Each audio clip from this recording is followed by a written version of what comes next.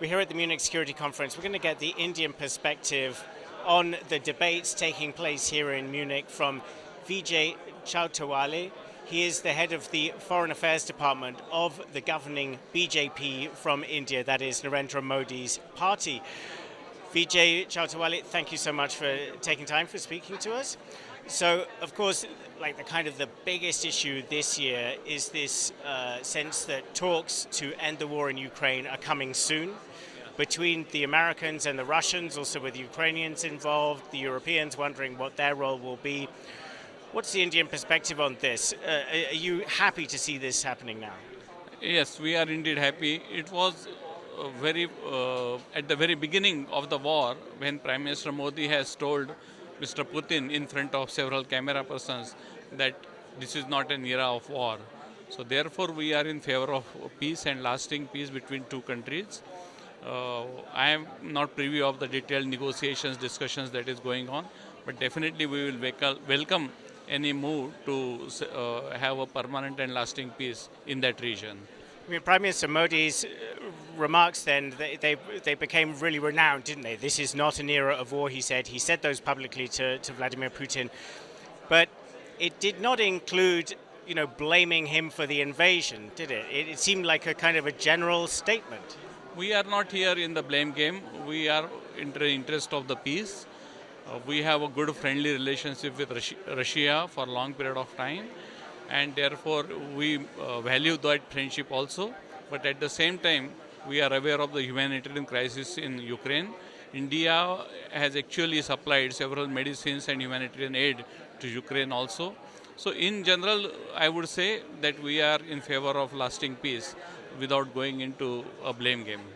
And are you prepared to actually get actively involved in this process of finding peace? For instance, there's speculation about the possibility of an international peacekeeping force, maybe under a UN mandate or some other international mandate, as is familiar in post-conflict situations. Would India be prepared to put forces, troops in such a force? I guess government will take the right decision at the right moment. I don't think there is such a proposal right now in front of Indian government. But I am not a part of government, so maybe some things are happening under the ground. Of course, but you're a member of the party that runs the government, so it's certainly interesting to have your view. Do you have a personal view? Would this be a way for India to show international responsibility? We will do it whatever is required for the peace, and also if it is in the interest of India. And would India be interested in potentially hosting talks? Saudi Arabia is being floated as the first site of talks. Could India host future talks? I cannot comment on it. You need to ask Mr. Jaishankar about it. Let's move on to this conference, the speeches we've been hearing. We've had J.D. Vance, the US Vice President, going on quite an unusual sort of attack on European countries for their politics, their attitude to populist parties, particularly conservative populist parties. What's your view on that? I mean, this comes from the perspective of the Trump Republican Party, which has moved in a kind of quite bold populist nationalist direction. Some say that there are similarities between your party and Mr. Trump's movement. Do you kind of agree with some of J.D. Vance's perspectives there? I think Europe is going through a transition and under tremendous transition, especially after Mr. Trump's victory. As far as India is concerned, we have very good relations with US in both the democratic presidency as well as with Mr. Trump. Just yesterday, Prime Minister Modi has completed his very successful tour to US and in spite of the fact that Mr. Trump announced the reciprocal tariff, the other part of the discussions were very productive, especially in the security regime, and their personal chemistry was very much seen in front of camera and off the camera. So we are very much in support of a very strong relations between US and India. Mr. Vance has made certain comments which few people may agree or not agree, but it is for the relevant people to evaluate whether to take it in a right spirit or not. I mean, you're a functionary within the BJP party. Do you think there is a similar spirit between the BJP and Donald Trump's MAGA Republicans? This idea of America first, India first, a kind of a pride in the nation? Yeah, Prime Minister Modi has long back said about India First initiative because he thinks that protecting our interest and nurturing our interest is the mandate what Indian people have given for. Just yesterday, he has made another equation saying that MAGA, which is Make America Great Again, and MEGA, Make India Great Again, actually makes it MEGA, MEGA. So I think protecting national interest doesn't have to be in conflict with the interest of other countries. And as far as this spirit we grow, then India and US relations have a tremendous potential to grow and develop in the practically every sphere of world affairs. But you did mention tariffs. This is where America first and India first potentially clash because the two countries have opposing economic interests. Is India going to have to make some pretty major concessions to keep the Americans friendly? I think two best friends don't have to agree on every aspect.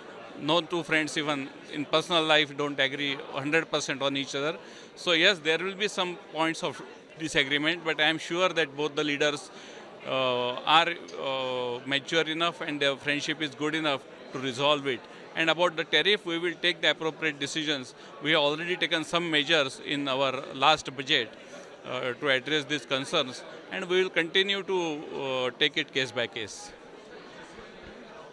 India is one of the countries that's very affected by climate change, and this is a step that the Trump administration has recently taken, as they did in the first Trump administration, to withdraw from the Paris Climate Agreement.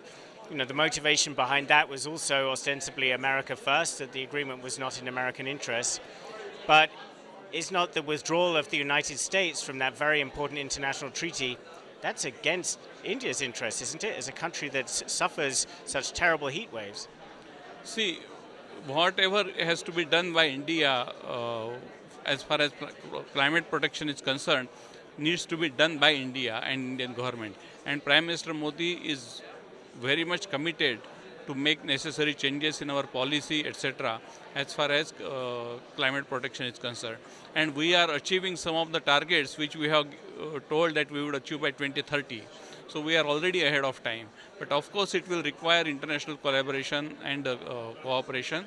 And Prime Minister Modi is not only when he was Prime Minister, but even before that, he has consistently talked about the sustainable development of the planet.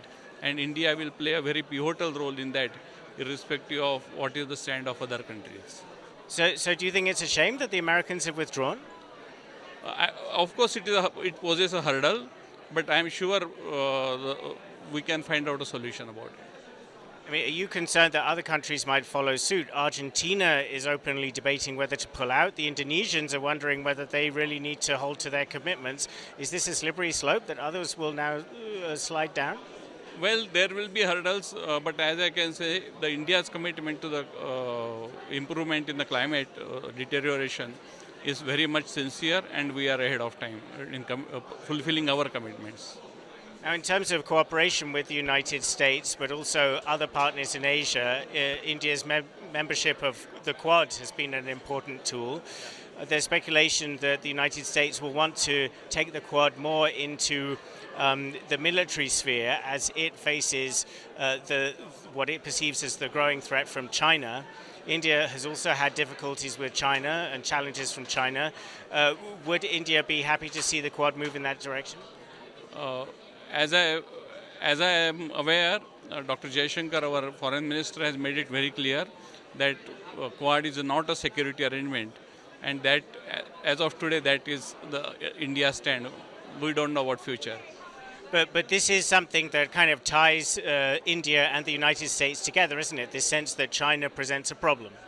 Yes, China does present a problem, but whether to convert Quad into a security alignment or not is a very big decision, and I don't think India is yet prepared for it. I mean, India, at the same time as being in the Quad, I mean, it follows a policy of multi-alignment. It's in many different groupings, including the BRICS, one of the best-known kind of non-Western groupings. Donald Trump, just when Prime Minister Modi was in the United States, declared that the BRICS is dead. Do you agree with that? I don't think BRICS is dead, but of course, the one of the concern which he has that BRICS is actually advocating the de-dollarization, but India has made it very clear that we are not in favor of it. But at the same time, India has had some improvements in relations with China recently, so along the border in the north, in the Himalayas. There is a de-escalation for sure. There is also some of the old concessions what China has given, especially, for example, students' intake as well as our holy pilgrimage to the Kailash and Mansarovar that have been restated by Chinese. So yes, there is some improvement, but I won't say that it has gone to the level of 2014, 2015 like that. Finally, in your region in South Asia, I want to speak about Afghanistan because there's been a certain amount of Indian outreach towards the Taliban.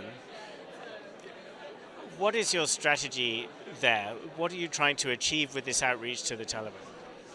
I think it's just an initial discussion that have been taken place in the third country, and we are cautious, but at the same time, some dialogue will continue in the near future also.